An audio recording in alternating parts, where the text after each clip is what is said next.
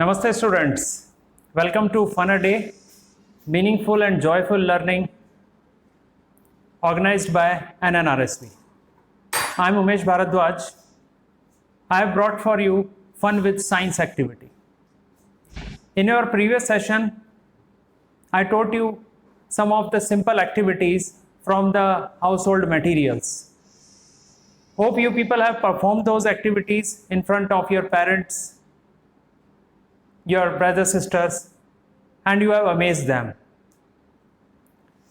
We have also received your comments and feedback regarding previous session activities, and I know that you people are curiously waiting for the today's session.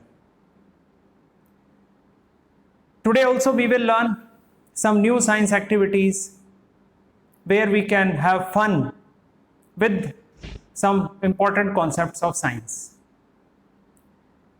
Today, students, I would like to demonstrate you some of the activities which are based on balloons. Balloons is an item that attract all of us to all age groups. तो balloon हम सबको अच्छा लगता है. जब हम छोटे थे तो भी बैलून अच्छा लगता था, आज हम बड़े हो गए हैं तो भी बैलून सबको अच्छा लगता है. तो बैलून जैसे सिंपल से आइटम से भी हम साइंस के कॉन्सेप्ट्स को डेमोस्ट्रेट कर सकते हैं. जब आप बैलून में एयर ब्लो करते हैं तो बैलून फूलता है. इसके पीछे भी साइंस इन्वॉल्व है. जैसा कि बच्चों मैंने कल आपको बताया था कि science is involve around us in all the things. We have to only develop the scientific attitude to understand it. Balloon क्यों फूलता है? क्वेश्चन ये है, बैलून क्यों फूलता है? क्योंकि जब आप एयर ब्लो करते हैं बैलून में तो air exert pressure on the walls of the balloon. अब बैलून्स की वॉल स्ट्रेचेबल होती है और जो एयर के पार्टिकल्स होते हैं, एयर के मॉलिक्यूल्स होते हैं, they exert pressure on the walls of balloon. तो बैलून इन्फ्लेट होता है. तो this is the reason behind inflation of balloon. तो बैलून तो हम सबने फुलाए, लेकिन अब इसके पीछे की साइंस को समझना भी तो जरूरी है. तो आज के बाद जब आप बैलून फुलाएं तो आपके दिमाग में साइंस चलनी चाहिए कि बैलून क्यों फूला. क्योंकि air exert pressure on the walls of balloon और ये स्ट्रेचेबल जो उसकी वॉल है इसमें प्रेशर क्रिएट हुआ जिसकी वजह से ब्लोन अप हो गया. यही नहीं, एक और कंसेप्ट डेमोन्स्ट्रेट कर सकते हैं हम बैलून के फुलाने से. आपने पढ़ा होगा कि air occupies the space and air shape takes the shape of the container. जैसे लिक्विड है वैसे air also takes the shape of the container. तो अगर हम बैलून को मतलब अलग अलग शेप के बैलून्स लें और उसमें हवा भरें तो वो बैलून की शेप के अकॉर्डिंग हवा एडजस्ट हो जाती है. आपको लिस्ट में जैसे हमने भेजा है कि कुछ बेल शेप्ड बैलून्स आपको यूज करने हैं और कुछ हार्ट शेप्ड बैलून्स यूज करने हैं. तो if you blow air into bell shaped balloon तो एयर की शेप भी बेल शेप्ड होगी. एंड इफ यू जैसा कि आप देख रहे हैं this is bell shaped balloon, तो जिसमें हवा भरी हुई है तो ये इसकी शेप भी कैसे आ गई? Bell shaped. अगर आप हार्ट शेप्ड बैलून लेंगे तो उसकी शेप भी हार्ट आ जाएगी. ऐसे आप सिलेंड्रिकल बैलून्स ले तो एयर की शेप भी सिलेंड्रिकल हो जाएगी. अगर आप स्फेरिकल शेप का बैलून लेंगे तो स्फेरिकल शेप में एयर एडजस्ट हो जाएगी. So air is a fluid that exert walls on the balloon and also takes the shape of the container. अब यहाँ पर कंटेनर क्या है? यहाँ पर कंटेनर बैलून है and air takes the shape of the container. तो मतलब बैलून के फुलाने से हमारे पास दो साइंटिफिक कॉन्सेप्ट आए. यानी हमने उस बैलून के फूलने को एक साइंटिफिक अप्रोच के साथ देखा, एक साइंटिफिक नजरिए के साथ देखा, तो हमें पता चला कि बैलून क्यों फूला बच्चों. Because air exert pressure on the walls of the balloon. दूसरा कंसेप्ट कि air occupies the shape of the container. क्योंकि अलग अलग शेप के जो बैलून फूल रहे हैं वो इसीलिए क्योंकि एयर बैलून के अंदर जाके उस जैसी शेप ही एक्वायर कर लेती है, जबकि सॉलिड्स में ऐसा नहीं होता. अच्छा चलिए अब एक बात करें कि आपने बैलून हवा से यानी कि या तो मुंह से फूंक से फुलाए होंगे या फिर जो पंप होता है उससे आपने बैलून बहुत बार फुलाए होंगे. हम आपको एक अलग तरीका बताते हैं बैलून फुलाने का. पहले आप उस एक्सपेरिमेंट को, उस एक्टिविटी को एंजॉय करें, उसके बाद हम पहले फन और फिर साइंस. तो पहले फन क्रिएट करते हैं. आप उस एक्टिविटी को देखें, आपको कैसा लगा, उसके बाद हम आप उसको एक्टिविटी परफॉर्म करना बताएंगे, उसके अंदर इन्वॉल्व केमिकल्स का आपको डिस्क्रिप्शन देंगे. So let's enjoy this first activities of today's session because you are curiously waiting for today's activity. So let's begin. पहले ऑब्जर्व करें क्या है क्या नहीं है, वो आप चिंता नहीं करें, अभी आपके पास मटेरियल्स हैं, आप एक बार उसको साइड में रखें. Just look at me, try to enjoy this activity.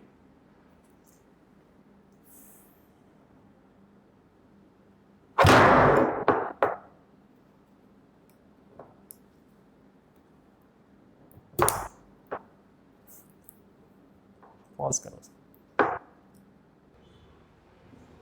तो आइए देखते हैं इस एक्टिविटी को. सबसे पहले क्या हुआ नोटिस करें बच्चों. चेंज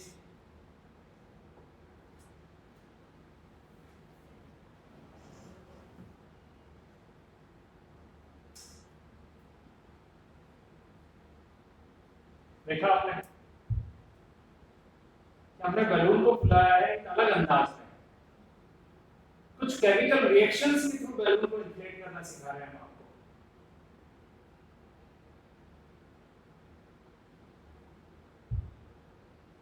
आप देख रहे हैं कुछ बबल्स आ रहे हैं, कुछ गैस निकल रही है और बलून में जा रही है और बलून इन्फ्लेट हो रहा है.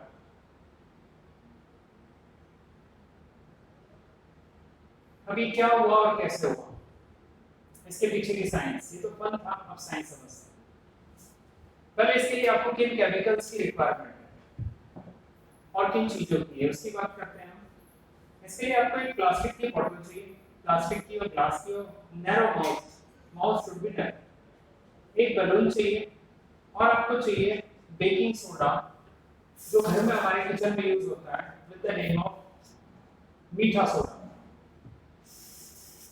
उसके बाद आपको चाहिए विनेगर, सिरका जिसे हम बोलते हैं, सिरका की जरूरत पड़ेगी आपको. और जब आप बेकिंग सोडा को सिरका मिक्स करते हैं तो एक केमिकल रिएक्शन होती है जिससे प्रोड्यूस होती है कार्बन डाइऑक्साइड गैस. वो कार्बन डाइऑक्साइड गैस जब जनरेट होती है तो उस बैलून में जाती है और इस बैलून को फुलाती है. तो this balloon has inflated due to a particular gas that is carbon dioxide. जब हम मुंह से बैलून फुलाते हैं या पंप से बैलून फुलाते हैं तो उसके अंदर एयर जाती है. Air is a mixture of gases, but यहाँ बैलून इन्फ्लेट हुआ है केमिकल रिएक्शंस से, और वो रिएक्शन हुई है दो केमिकल्स के बीच में. एक है आपका बेकिंग सोडा, इसे मीठा सोडा बोलते हैं, और दूसरा केमिकल है आपका विनेगर, जिसे सिरका बोलते हैं. जब आप इन दोनों को मिलाएंगे तो रिएक्शन होती है और बच्चों क्या प्रोड्यूस होती है, इसे कार्बन डाइऑक्साइड गैस.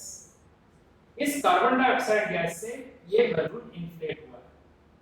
तो इसके लिए आपको करना क्या है, मैं थोड़ा स्टेप बाय स्टेप आपको बता देता हूँ. सबसे पहले आपको एक बॉटल लेनी है, ऐसी इस तरह की नैरो माउथ की आप बॉटल ले लें.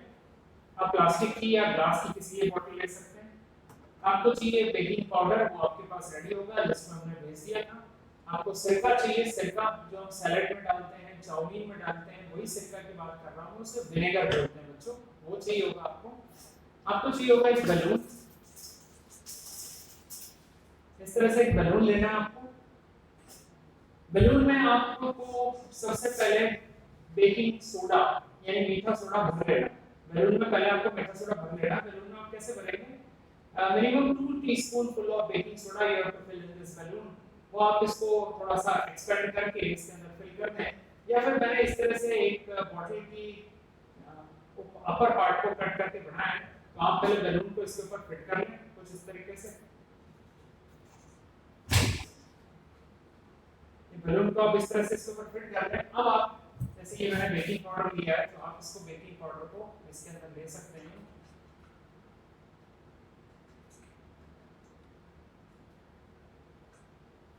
इस तरह से आपने देखा कि मैंने इसके अंदर बेकिंग पाउडर फिल कर दिया. बैलून में इजीली चला जाएगा क्योंकि बैलून का जो माउथ है वो स्ट्रेचेबल है. तो थोड़ा सा आप देख रहे हैं कि बेकिंग पाउडर चला गया. एक्स्ट्रा होगा उसको आप वापस ट्रांसफर कर दें. अब आप इसको हटा लें इसमें से, क्योंकि ये हमने फनल की तरह यूज किया है. वाइट माउथ फनल की तरह बॉटल का जो हेड है वो वाइट माउथ फनल की तरह हमने यूज किया है. ये आप इसको ऐसे इस तरह से फिल कर लें. अब आपको क्या करें, बताते हैं आपको. अब आप ऐसी बॉटल ले लें प्लास्टिक की जिसका माउथ नैरो माउथ हो, और ये फनल है. इस फनल की हेल्प से आप इसके अंदर ट्रांसफर करें. और विनेगर इन इट। विनेगर को हम केमिकली बच्चों एसिटिक एसिड बोलते हैं। केमिस्ट्री लैब में इसका केमिकल नेम है एसिटिक एसिड। ये आप एसिटिक एसिड इसके अंदर डाल लें, यहाँ पर फिल कर लिया इसको एसिटिक एसिड से। Vinegar is a pungent smelling liquid. जब आप इस एक्सपेरिमेंट में करेंगे तो आपको स्मेल बहुत ही पंजेंट आएगी।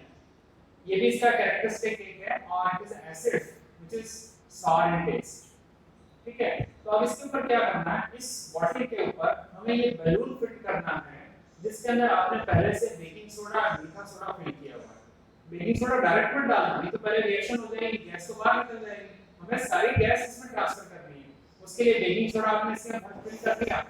अब आप देख रहे हैं कि मैं इसके बैलून का जो माउथ है उसको होल्ड करते हुए और इस बैलून को इसके मुंह पर फिट कर दूंगा इस तरह से। ठीक है बच्चों, इस तरह से मैंने इसको फिट कर दिया इसके मुंह पर। आप इसको थोड़ा एडजस्ट कर दें ताकि ये अच्छे से फिट हो जाए। फिर क्या करें, आप इस बैलून का बेकिंग सोडा खाली कर दें अंदर इस तरह से। आप देखेंगे कि बैलून इन्फ्लेट होना शुरू हो गया।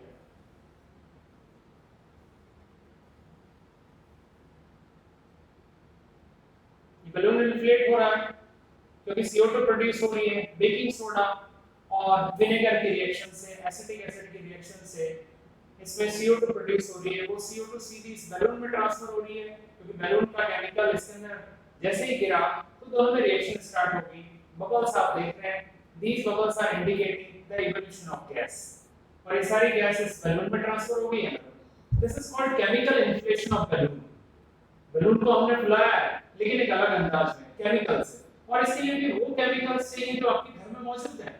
हमने प्रीवियस सेशन में बात की थी कि हम आपके सामने इस प्लेटफॉर्म से वो एक्टिविटी लेके आएंगे जिसमें आपका साइंटिफिक टेम्परामेंट उन्हीं चीजों से डेवलप होगा जिस केमिकल का आप घर में यूज करते हैं। तो ये दोनों चीजें हमारे घर में मिलती है और हमने इससे एक बड़ा कांसेप्ट डेमोंस्ट्रेट करती है। रिएक्शन को भी समझ लिया, reaction between baking soda and vinegar produce CO2 and this CO2 has been captured in this balloon. तो ये balloon आपके सामने फूल गया। So this is our first activity. आपने बहुत enjoy किया। मैं देख रहा हूँ कुछ बच्चे मेरे साथ परफॉर्म करने की कोशिश भी कर रहे हैं। कुछ से नहीं हो रहा तो कोई बात नहीं, आप इस एक्टिविटी को later on after this session you can also watch this video on YouTube and Facebook platform. Facebook page जो NNRSP का है उस पे आप जाकर इस वीडियो को जितनी बार चाहे देख सकते हैं और ट्राई करके अपने पेरेंट्स को भी बताएं, इसके पीछे का रीजन भी समझाएं। So this justifies our name fun with science. अब बच्चों हम सेकंड एक्टिविटी की तरफ बढ़ेंगे। आज की सेकंड एक्टिविटी भी बैलून बेस्ड ही है। इसके लिए आपको एक कैंडल चाहिए, एक मैच स्टिक और 2 बैलून्स चाहिए। एक बैलून में आप हवा भर के रख लें और दूसरे बैलून में आप पानी भर लें। अब आगे देखते हैं कि इससे कौन सा कंसेप्ट निकलता है। पहले एक्टिविटी को ऑब्जर्व करें आप। I have placed here a candle, now I will lit this candle.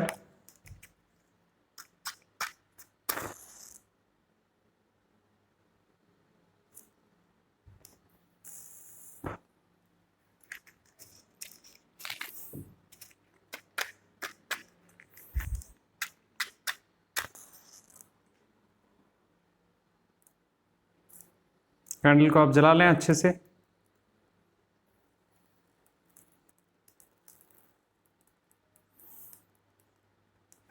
तो ये कैंडल लाइट अप हो चुकी है बच्चों। अब आप देखिए, अब आप इस बैलून को मैं इसके पास ला रहा हूं। आप नोटिस कीजिए क्या चेंज होता है। ये बैलून पॉप हो गया, ठीक है। अब एक बार फिर से कैंडल हम लाइट अप करेंगे। एक बार फिर से हमने कैंडल लाइट अप की है। उसके बाद मैं आपके सामने ये बैलून लेके आ रहा हूं। देखते हैं ये बैलून में क्या होता है।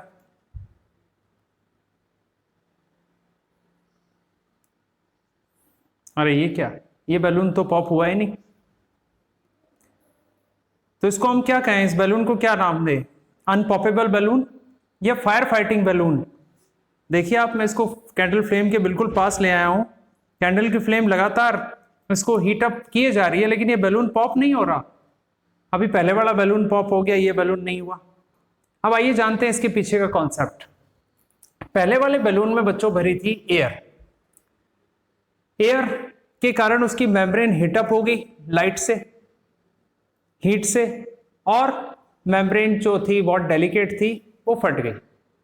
यहां पर भी मेम्ब्रेन तो डेलिकेट ही है, बट इसके अंदर जो वाटर फिल हुआ है that water absorb the heat energy. तो जो हम हीट दे रहे हैं इसको कैंडल की फ्लेम से, that heat energy is absorb by the water that is filled inside it. तो जो वाटर इसके अंदर फिल है वो इस हीट एनर्जी को कंटिन्यूसली एब्जॉर्ब कर रहा है, और आप देख रहे हैं for the last many minutes I have just hold it in the same position but this balloon is not popping up. ये बैलून इसी पोजीशन में रखने के बावजूद कंटिन्यूस हीट मिलने पर भी पॉप नहीं हुआ। तो इससे कॉन्सेप्ट ये डेमोन्स्ट्रेट हुआ कि water absorb heat faster than air. तो ये आपने एक्टिविटी देखी, इसको आप इजीली परफॉर्म कर सकते हैं अपने घर पर और एक अच्छा कंसेप्ट डेमोन्स्ट्रेट कर सकते हैं साइंस का। So these were the 2 activities of today's fun with science session. Hope you all have enjoyed this session. और इन्हीं एक्टिविटीज को आप दोबारा हमारे YouTube और Facebook चैनल पर भी ऑब्जर्व कर सकते हैं, और शेयर, लाइक, कमेंट करना तो बिल्कुल नहीं भूलें। मैं उमेश भारद्वाज आपसे अब इजाजत लेता हूं, और नेक्स्ट सेशन में हम आपसे फिर मुलाकात करेंगे कुछ नई फन फील्ड साइंस एक्टिविटीज के साथ। So thank you.